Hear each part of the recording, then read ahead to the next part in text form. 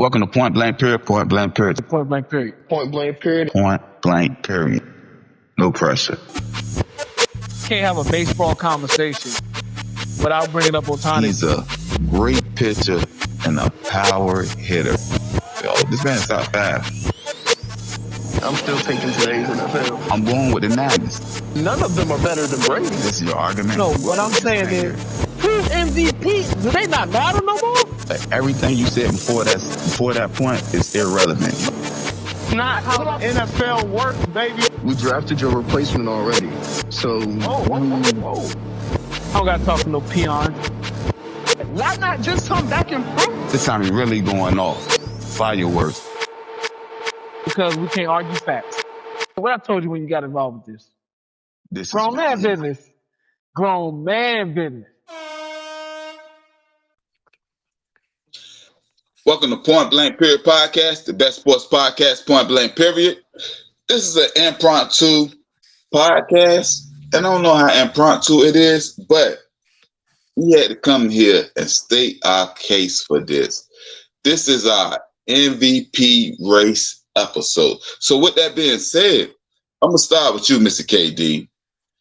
This is, first, we're going to just name and why, kind of, our MVP candidates. And I'm going to start with you, Mr. KD. Yeah. First off, shout out to my pod brother. He down sick right now. We're gonna hold it down for you. But when we do these emergency pods, it's something at hand that needs to be addressed immediately. And that's what we're running into, man. We got an MVP race that's coming down to the wire. We got under 7 games left for teams in the league.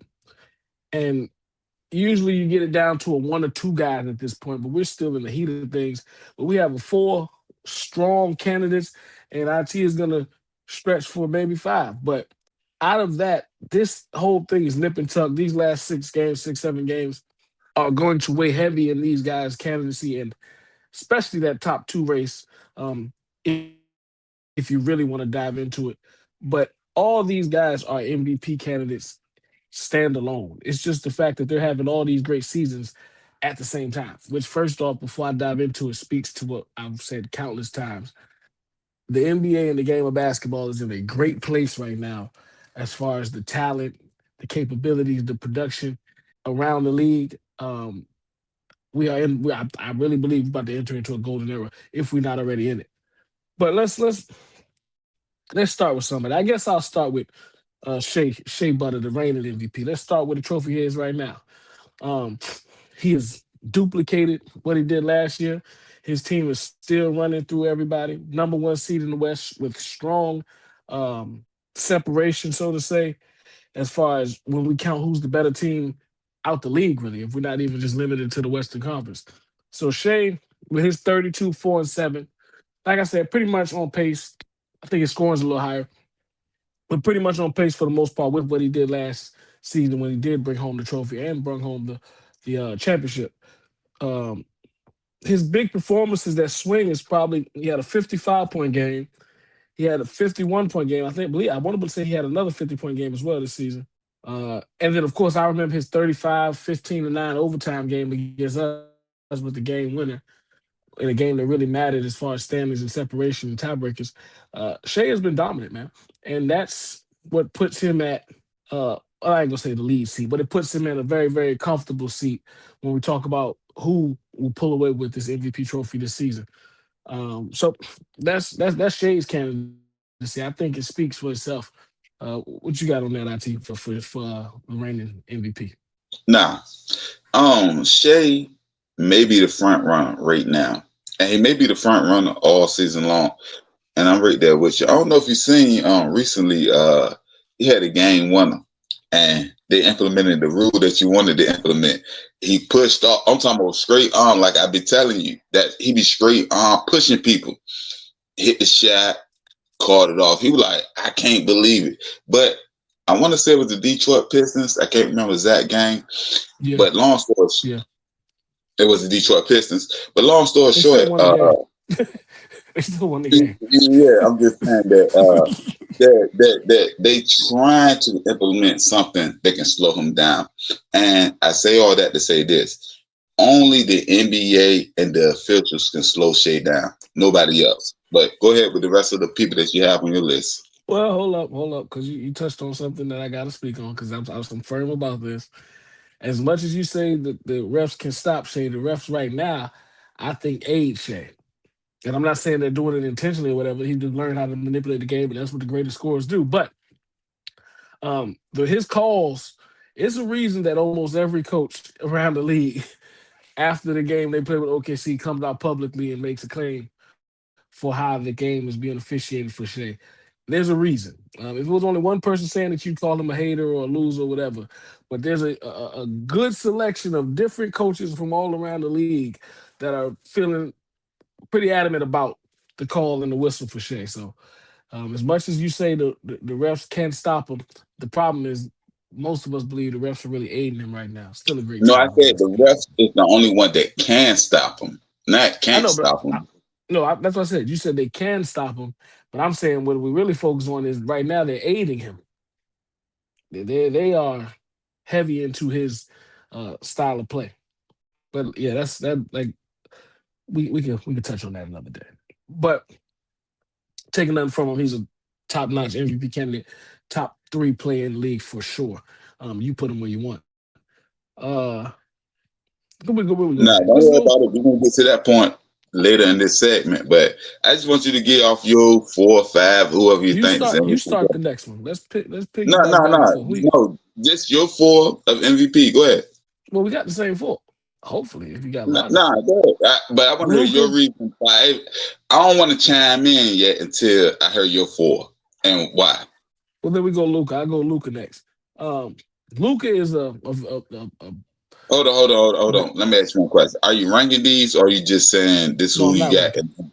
Not Okay, ranking. all right. I'm just talking about the 4 guys that's in the race, their candidacy, each guy. That's why it wasn't a ranking yet. Um, Luca, like I said, he's been the champion of what have you done for me lately.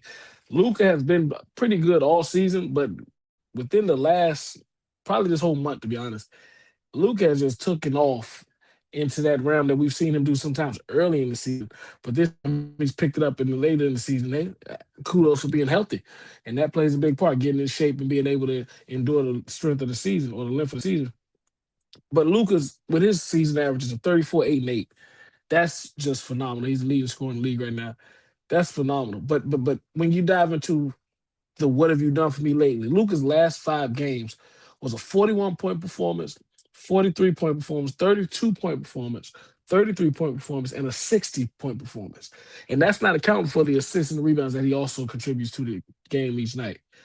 Luca is on a stretch and a run that can not be rivaled right now if we compare him to It even these can be, MVP and I candidates. think before that he had a stretch of 6 games on the road that was only rivaled by Michael Jordan. So what you're saying is it's only rivaled by the greatest of the greats. But go ahead, I'm sorry. Yeah, he's just been phenomenal, man. And that's why this topic and this pod was brought together because I'm going to say that for all of these guys. It's going to be a consistent narrative and approach when I'm describing each guy and their candidacy. It's just phenomenal. It's out of this world that you're seeing this many guys perform at this level this late in the season, and just to do it consistently. It's just amazing, man. But Luca, for what he's done, you can't keep him out of that top 3 MVP argument. It'll be hard for him to get into that top 2, I believe, when we talk votes, because they're going to take more into account. But if we go off of how he's ending this season or how he possibly can end this season, we can't count him out. It would be unfair to count him out. I'm gonna go next. Go to Wemby next. And when we hear Wemby's numbers, you're gonna say, because you compare them to these other 3 guys that I'm bringing up. But Wemby might be the front runner as we stand right now. I don't care how you're looking at statistics for statistics, but the season in one, Wemby might be the front runner. Being of his value on both sides of the court, that comes into play. But he's only averaging. He's putting up 25, 11, 3, and then also 3 blocks. And outside of his statistic numbers on the defensive end, the plays that he makes and disrupts holds more weight than anything. So you're not going to read his value on a box chart. And the viewers and hopefully the voters understand that and see that. So therefore, his stats may look underwhelming compared to these other godly performances, but the real know what he is night in and night out, and that's where the award comes from, most valuable player, and that he has been for his team and for the majority of the year. But he has his team 14-2 in the month of March, as well as Luke and the Lakers. They were 14-2 as well. But what Wemby has done on both sides of the floor is going to weigh heavy, and the fact that he doesn't supposed to be here this early in his career, and being that if we count coming into the season, the Spurs are the second seed in the West standing right now. We probably counted the Lakers to be a top dog, of course OKC and of course Denver. The unexpected, and sometimes when you have lower expectations, it's easier to wow people over or to win them over because it's a little element of surprise, so to say, in your back pocket. But like I said, don't let the box chart fool you. Wemby is way bigger and way more valuable than his box chart says at this point in his career. And we'll learn that the further we get in his career for sure. But I guess I'll close with the best player in the world. Nikola Jokic is putting up a stat line for the season of 28, 13, and 11, which means he's on pace, and I really mean strongly on pace, to finish this year averaging a triple-double and be the first player ever to average a triple-double back-to-back season. The craziest part of all of that is he might not win an MVP out of either two of those years, because this is where we are in the game with the talent and the production and the level of players. And it's laughable, but it is also astonishing what we actually have in front of us. And I don't think it'll be appreciated till later on down the line. But like I said, the man's averaging a triple-double again. Back again. With crazy performances like a 56, 16 and 15 game. He almost had a 20-20-20 game again this year. And then the Nuggets are getting healthy and getting hot at this point on a 6-game win streak. But the fact that he was stuck in that 4th seed in the West, and we can get to 3rd, but right now he's at that 4th seed. And then when you name these 4 contenders for MVP, you're going down the list of 1st in the West, 2nd in the West, 3rd in the West, 4th in the West. Goes to show you the gauntlet of the Western Conference never ends. I don't care what era you're in.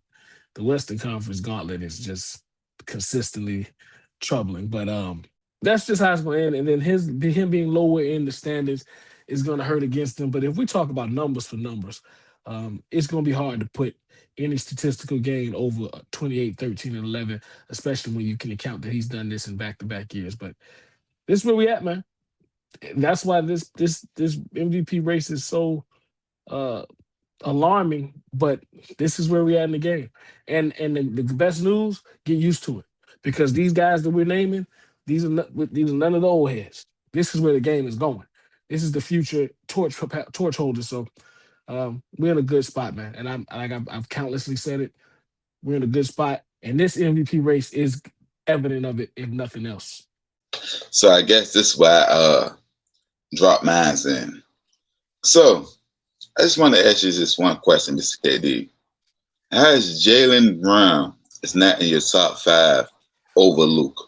Well, we only named 4, but he's not Top going to be over top Luka. 4. Top 4. I'm sorry. Top 4. No, he's not going to be over Luka. The numbers won't hold. And then also, So, go ahead. And then also, Jaylen Brown is playing phenomenal. I'm not going to take nothing from him, but his games don't leave the impression that these other names leave. Like, he can have a solid statistical game, and we not even talk about it the next day. But when Luka has one of these phenomenal games, it's spoken about because of how it looked and how it felt. When Shea has this, when Wemby has this, when Jokic. Look how I felt. No. I ain't going to Shea. And I ain't going to talk about Jokic. But I'm gonna stay with Luka though. My man averaged 28, almost 29 and 7 rebounds. That is. Right. I'm trying to say this. Up until 2 weeks ago, he had no other All-Star, MVP candidate type player. Luka been playing with LeBron this whole season outside of the injury. Well, And yeah, it he was the been lead playing for with the entire Rivers, time. which is borderline. He's a borderline All-Star. And Derek White is the best third option in the league. And Boston might have the Hold best on. roster in the Say that East. one more time for me, Mr. KD. He's the best what? He's the best third, but he's had to slide up and be the best second. Derek White No, is no, having no, a no, phenomenal no, season as no. well. He's a third. He had to slide up to be one of the worst seconds. When you pick Derek White up against all the seconds in the league, he's not top 10. This year, he's been pretty good. He's not a top 10 second. There's 10 others. I'm gonna say that. I And said Jaylen Brown's that. not a top 10 one. We can argue he's not a top 10 one. This year, he Well, is. this year, yeah, he is. This year, yeah. And No, Luke is over him. we only discussing the MVP. We talking about this And year. Luke is over him. Luke is over him this year. You said he averaged 29, 7, and 5. Luke averaged 34, 8, and 8. But Luka got more help. I disagree. Highly disagree. How you disagree that Luka don't have more help? Boston has a better team. Luka have LeBron and Austin Reeves. Okay, you're talking about scoring. Yeah, that's nice. But if that's the case, then Jalen should score more, right? You talking about scoring? All Luka does is score. Well, he does assist also, but Luka's an offensive player. He does everything. and so does Jalen. That's why he's right. I just do it better than you. That's all it is. I'm better. I do it better. I do it at a higher clip. And then that's why I'm over you. This is the biggest part of my argument. Up until about January, maybe February, I don't know exact date. My boy Jaylen Brown was number 2, 3, or 4, depending on what list you look at in the MVP race. How 1 month of last season can trump Jaylen Brown from knocking out his position that he's no longer top 4? Like, I don't get this. I don't get your argument. If we're going back to, we're in the end of March. Why are we going back to February? Lately, how you beat me now? Nobody will talk about Luka in January. That's a lie. That's a lie. Luka has always been in the MVP category, in the MVP race. Jaylen Brown had his moments where he was in the race, but it was never put that he was over Luka. He was just in the race. Luka has been consistently in the race as well. And then in March, Luka took off. Jaylen Brown didn't, and Luka took off. So therefore, now it's a race. That's what they call it, an MVP race. We're not counting what you did in that second leg if you fell off in the third leg. It's a race to the finish. So that means you have to, it's not about when you were hot. It's about how did you win the race all the way through each leg. And Luka has had a tremendous March. Jaylen Brown hasn't matched that level of production in the month of March. Therefore, he's not top 4 anymore. What's the argument? It's a race. This is my argument also. I think they have 60 wins and the Lakers have 59 wins. So their wins is 50. You said 50, right? 59 wins versus 60 wins. No. 50 versus 49. Oh, well, all right, 50 versus 49. I said 60, my bad. But my bigger point is this. There's not much difference in the wins. But when you look at who is Jaylen Brown's number 2, and then you look at who is Luka number 2. So what you doing, okay, that's great. You're doing that with greatness beside you and an offensive firepower, i.e. Austin Reeves, that can be great or they can be an all-star. So you're doing this with more firepower, which means that the other team defense got to stay home with these players. That's only for the fight of the argument because you're stopping at the third. You're saying your second and third player. Boston is a roster. They have you grade theirs 1 to 3. You can punch off the other players because they're not as good as the players that's on the list. Shouldn't your numbers be better than mine then? No, because I have more to share with. I have more people to share with, right? Because you're saying I have other greatness on my team. So no. Be spread I have more people that gonna keep the defense honest. That's the difference. The And I defense, disagree to be because honest, Boston you whole can't cheat roster. off LeBron. You can cheat. You can cheat off Derek White, and I that's don't how see he get his how. free. Because people I don't cheat see off how. him. Go ahead. I don't see how. So if you're saying that you can cheat off these guys, then why are his assists not up? He's not a playmaker. That's not his. So he might do a hockey pass, swing, now shot. So he's not an assist maker. He's not a playmaker. He don't set the floor. So if you're saying is Luka the better player, yes. Is Luka the better playmaker? Yes. Is Luka When having a you better say season? that out of the Yes. top four, you got to take Jaylen Brown over Luka in the MVP race, I say yes. So you're saying Jaylen Brown is having a better season than Luka? That's what you're saying. Yes, this is supposed to be a tank year for the Boston Celtics. When they came into the season, nobody expected them to win. They lost. He was supposed to be a number 2. This is the equivalence of Luka going down and Austin Reeves doing this. MVP. If Austin Reeves did what Jaylen Brown is doing, we'll say he was the MVP. Austin Reeves isn't a Finals MVP. When you make your argument, you got to keep it just logical. Like you can say what you want about Jaylen Brown being a number 2. He's a Finals MVP. So he's not I no was just. just saying that in comparison because we used him as a metric. But Jaylen Brown isn't a 2.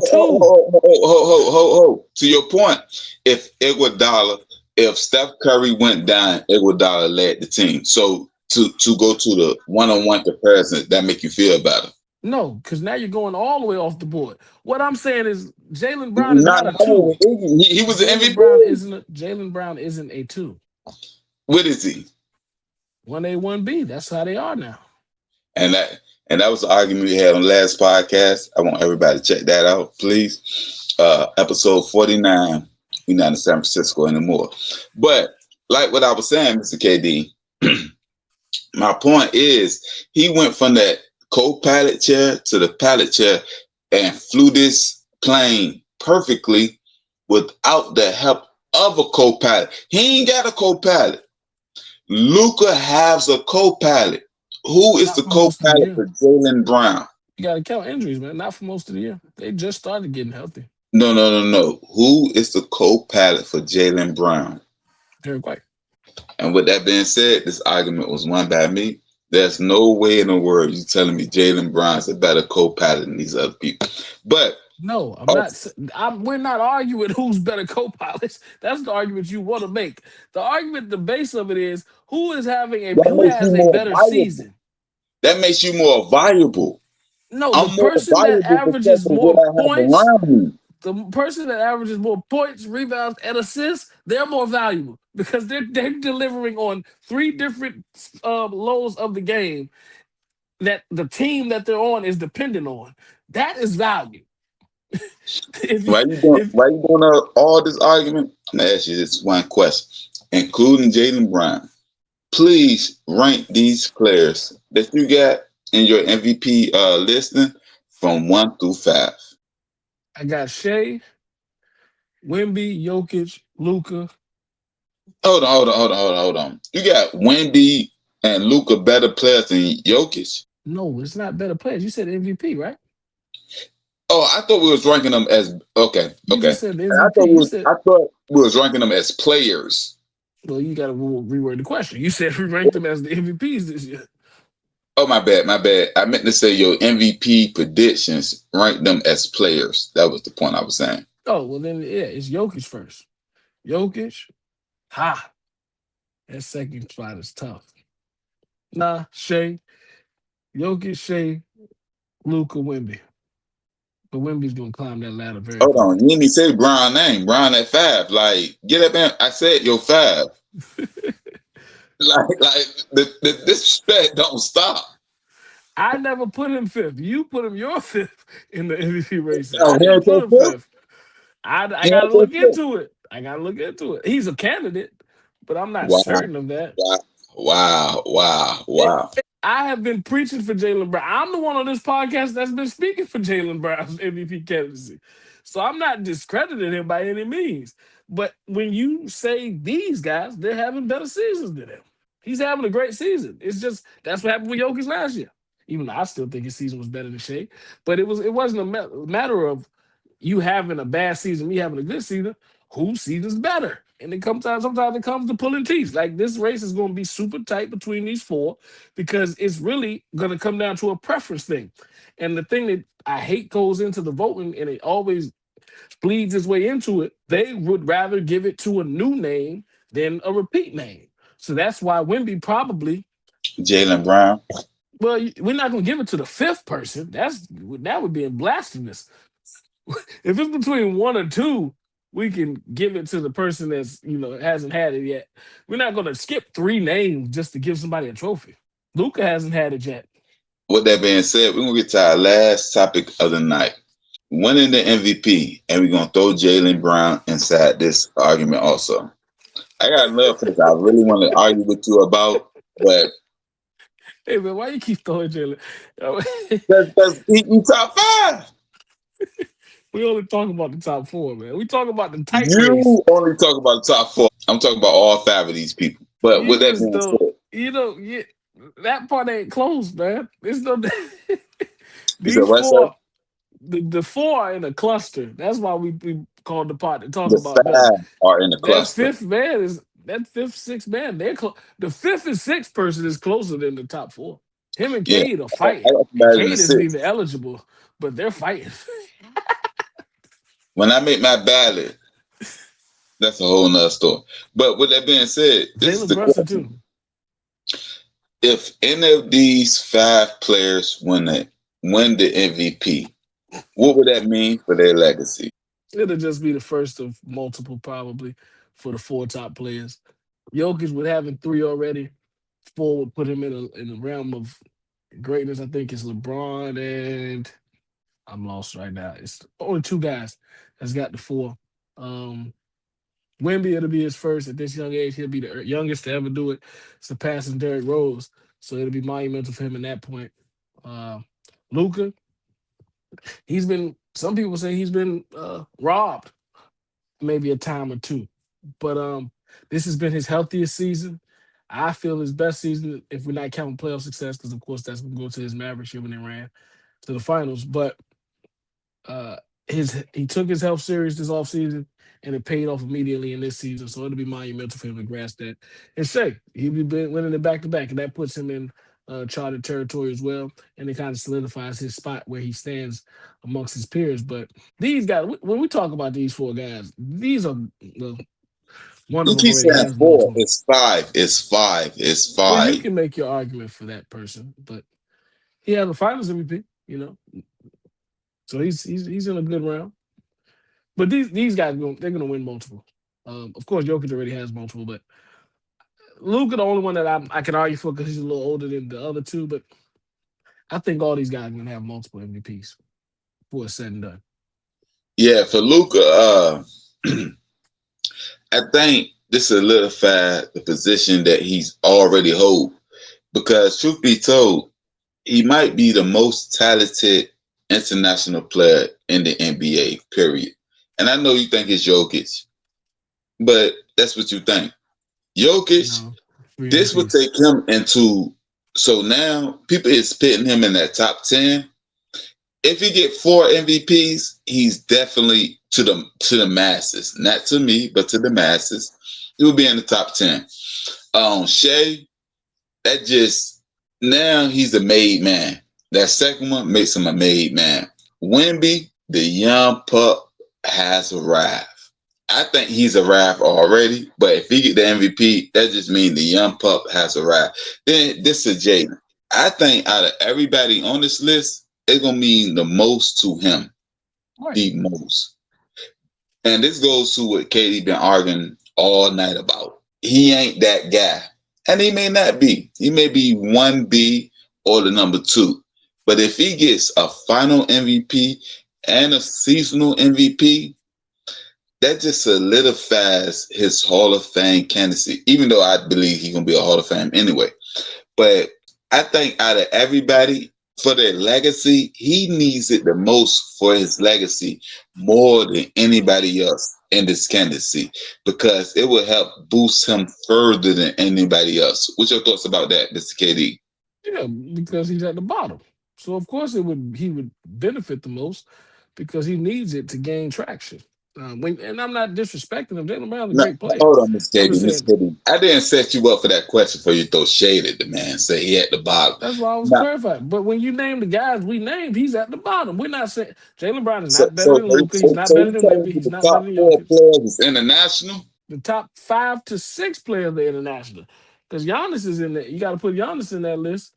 And then, well, no, we can get American, but it wouldn't be Jaylen Brown though. I got some American guys I'm gonna put over him, i.e. Anthony Edwards. So and that's just that's it, man. Jaylen Brown's a great player. It's just we have so much talent in the league right now.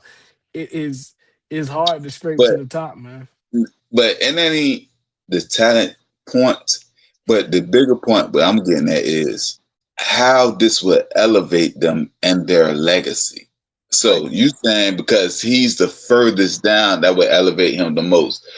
I'm saying, well, I might be saying the same thing. I think he's the most underrated. I think, and what you've been saying lately shows his underratedness. Like he's not rated at the proper position that he's supposed to be in as a Finals MVP, as a man that won a ring, as a dude that got 60 wins. Y'all rating him as if 50. he's a 2 or a 50 3 wins. or a 4. Like the way y'all rating him is kind of unfair. You can't say y'all because I'm the one that preaches for Jaylen Brown. I'm the one that brought the whole argument up of is he better than Tatum? I started Well, that keep the that that, that sermon whole going. I said keep the sermon going. that sermon never changed. It won't. It hasn't changed. It's just we're talking a different topic right now. We're talking about MVP awards, and then you went to best players in the league. That now No, you're I just wanted to rank them, but my whole thing is, and my point is, even to your point that if he at the bottom and he took his team to here, that kind of makes him the most valuable player because no. with the Celtics, where you really think he is, and what it would have been just with him as the number 2 type guy, to where they actually are. That's viability. That shows the viability. Everybody else is kind of consistent. The Celtics are consistent. What are you You talking said about? what, Mr. KD? The Celtics are consistent. But this is my point. So for instance, I'm gonna give you an example.